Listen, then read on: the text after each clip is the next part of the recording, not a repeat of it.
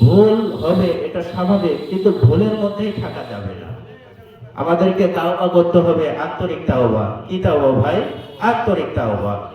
আল্লাহ রাব্বুল আলামিন বলেন, ইয়া আইয়ুহাল্লাযীনা আমানু তুবু ইলাল্লাহি তাওবাতান নাসুহা।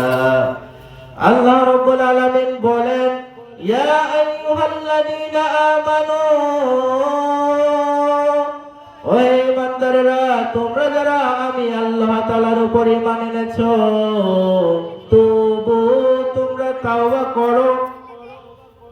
এই আয়াতের মধ্যে যদি আমরা লক্ষ্য করে দেখি, আল্লাহ তাআলা কোনো কাফেরকে বলেননি, আল্লাহ তাআলা ঈমানদারদেরকে বলেন। আল্লাহ তাআলা বলেন, ইয়া আইয়ুহাল্লাযীনা আমানু, হে ঈমানদারেরা, তোমরা যারা ঈমান এনেছো, তুবু, তোমরা তাওবা করো।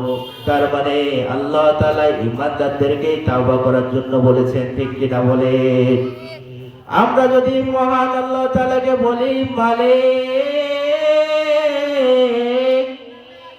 আমরা যে তাওবা করব, আমরা যে তাওবা করব, সেই তাওবাটা হবে কিরকম? আল্লাহ তাআলা আয়াতের পরের অংশে বলেন, আল্লাহ তাআলা বলেন, তাওবাতান নাসুহা।